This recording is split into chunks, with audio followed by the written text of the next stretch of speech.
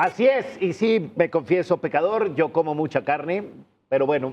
Ok, vamos a hablar justamente con Roberto García Palafox, que ya sabe usted, nuestro querido ambientalista y toda esta cuestión.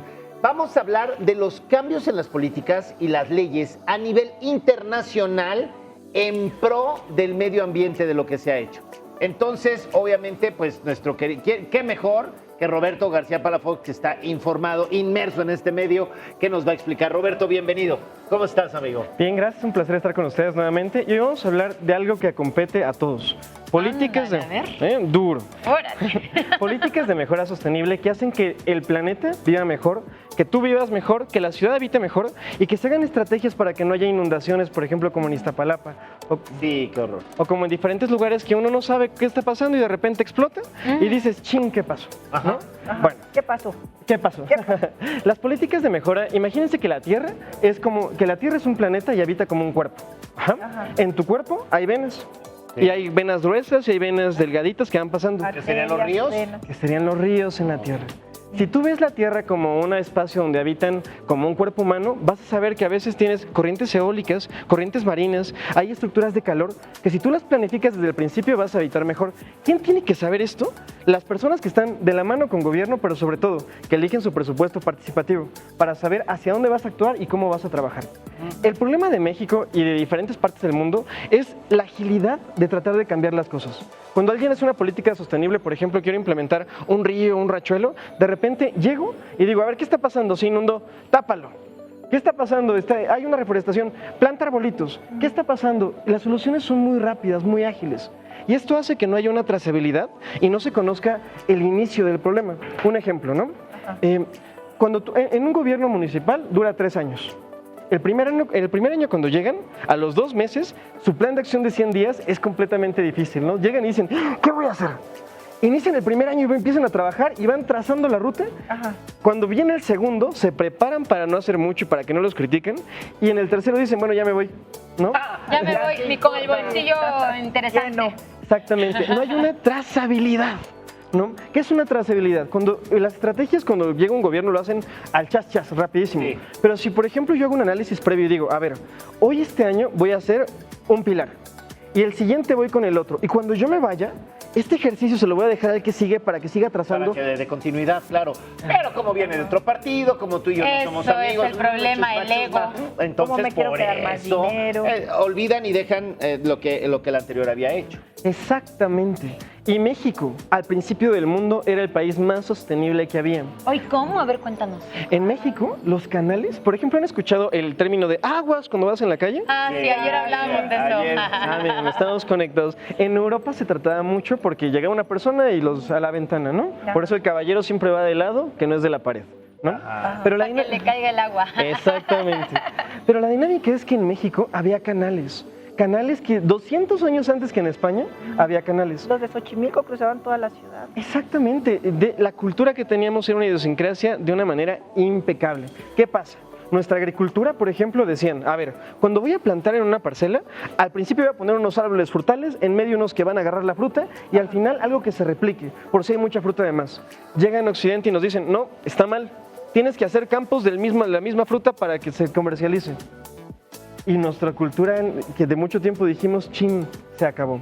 Miren, en Europa ustedes se preguntarán, ¿por qué México no está a tope? ¿No? Entonces, para el México dicen que es un país tercermundista. Lo que pasa es que cuando hay mucho conocimiento de muchas culturas, por ejemplo, piensen en Europa. Okay. Piensen en Europa. De repente, Japón hablaba de la pólvora y les enseñó la pólvora, ¿no? China y Japón les enseñaron la pólvora. De repente la India empezó a hablar sobre los textiles. Y en eso Arabia habló de la medicina y Europa empezó a hablar de desarrollo de cultura. Tantas culturas había que empezamos a decir, ching, wow, aprendí de tal, y la planificación estructural era pues, a todo dar. Por ejemplo, una vez llegó una amiga mía de Italia y me dice, oye, ¿por qué vimos en las calles tantos cables? ¿No? Y yo, pues, ¿cómo es allá? En ellos, como ya pensaron, cuando llegaron al lugar, dijeron, oye, no quiero tener cables. Todas las casas sí o sí tienen que tener un tubito donde va a pasar la conectividad por abajo del suelo. Y las estructuras que crearon a futuro se basaron en este esquema. ¿no? Colocan un trazo de ruta para estos cablecitos. Que planean a futuro. Exactamente. Oh, mira, ahora que lo tomas, yo lo vi en Estados Unidos, en la colonia donde vivía, ahí en Northridge.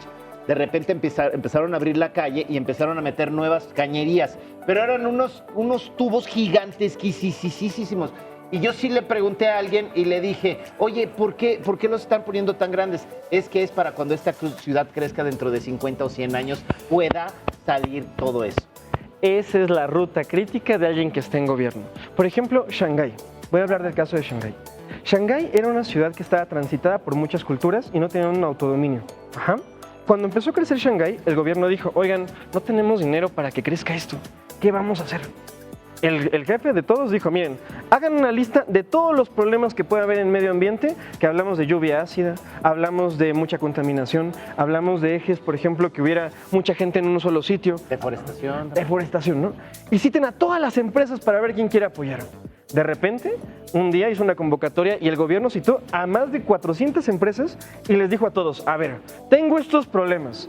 Quien me ayude a solucionar cada problema, le voy a dejar que se publicite en el lugar. ¡Pum!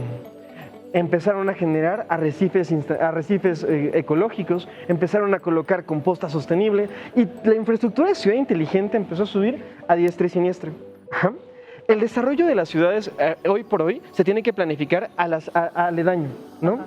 Por ejemplo, en la Ciudad de México, todas las que están aledaño es lo que va a crecer después. En cualquier estado que nos esté escuchando, en cualquier desarrollo, vean cuáles son los nichos que pueden hacer, además de que son más económicos comprar afuera de la ciudad. Sí, claro. ¿Saben? Salen muy más baratos.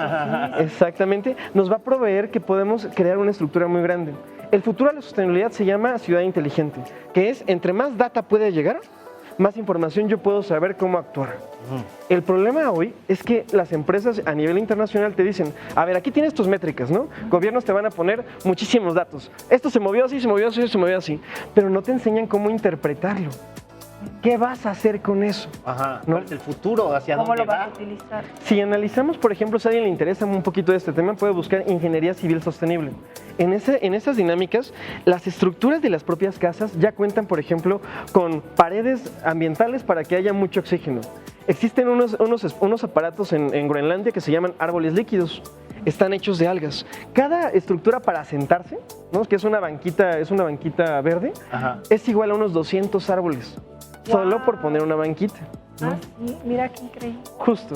Y uno dirá, ¿cómo hago esto desde casa, no? ¿Cómo empiezo a trazar esta ruta? Porque no soy el gobierno, ¿no? Cuando todos los de las colonias van a conocer al jefe del comité vecinal. Siempre. Se da a conocer. Okay. Este jefe del comité vecinal puede hablar con los gobiernos y decir al alcalde o a la alcaldía, oye, en mi proyecto de programa de presupuesto participativo que es anual, donde tú votas y hay como 1,5 millones por demarcación, quiero que coloquen, por ejemplo, paneles solares en los principales espacios. Quiero colocar compostas de perros. Me gustaría que ayudaras no solo en tapar el bache o la luminaria, sino que me ayudes a crear una pequeña ciclopía. Cuando la sociedad lo solicita, es obligado que el gobierno lo tiene que implementar. ¿Obligado? Obligado. Entonces hay que juntarnos todos para pedir lo que necesitamos. Claro. Exactamente. Si hay alguien, por ejemplo, que dice, quiero hacer una política pública. A nivel federal, una política pública se coloca con 15,000 firmas.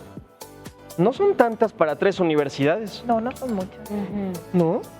6,000 firmas es para iniciar una iniciativa que tú vas a meter al Senado, pero con 16,000 se implementa, por ejemplo, la normativa de bolsas de plástico, que salió en Ciudad de México hace unos meses. Fueron solo 16,000 firmas que se juntaron, se metió el protocolo y dejamos de verlas. No es difícil hacer un cambio. Pero se dejaron de ver y otra vez están viendo como que ya no les tomaron el proceso necesario. Aquí viene la necesidad de que nos escuchen en esta hermosa televisora que agradezco mucho que la estén viendo todos los días. El trabajo y la gestión de medio ambiente radica en lo que hacemos todos los días. El día a día. Es muy fácil ir con mi bolsa y la verdad yo voy a ir con mi bolsita si lo llevo. Pero igual si ya vas a utilizar un topper y cambias tú este chip de sostenibilidad, créanme, la economía va a fluir porque es economía circular. Tu comercio va a salir a flote. Vas a hacer un índice de imagen ante los que hagan lo mismo que tú. Y si estás en gobierno, vas a dejar una buena huella para el futuro del México. Oye, Paco, pero también la parte de concientización, ¿no? Porque se hizo la ley, ya no se usan, pero ¿cuántas personas que dicen, no, pues ya Yo sigo usando bolsas plásticas, yo sigo usando, no me importa. Entonces, difundir entre nuestros vecinos, nuestra familia, nuestros hijos también esta educación. Claramente, como mencionan, lo más importante es transmitir lo que tú más quieres a la gente querida. Saber es hacer. Entre más sepas, más difícil vas a saber actuar. Pero cuando tú ya sabes, el cachetón que tú te pones te va a doler más que cualquiera que te llegue a regañar, ¿no? Es que también hay que prevenir. Los mexicanos somos mucho de tapar los hoyos ya que sucedió la situación. Siempre hay que prevenir y ver hacia el futuro qué va a suceder con esta situación para prevenir que no sucedan cosas otra vez como las que vemos ahora. Exactamente, y levantar tu voz como tú mencionas. Si tú ya sabes que tienen problemas, si están escuchándonos de lugares donde se inunda demasiado, manden el eje de comunicación a requiero que me subsanes esta necesidad. Si todos nos juntamos para hacer eso, el cambio es muy fácil. La Y lo unión vamos a hace la implementar. fuerza. Exactamente. Roberto, muchísimas gracias, de verdad, como siempre, es un verdadero placer tenerte aquí, sobre todo por todos estos conocimientos que compartes y que la gente de verdad se emociona mucho. Gracias, querido amigo. Es momento de ir a un pequeño corte. No se mueva, volvemos. ¿Cómo? Regresamos. ¿Qué dijo?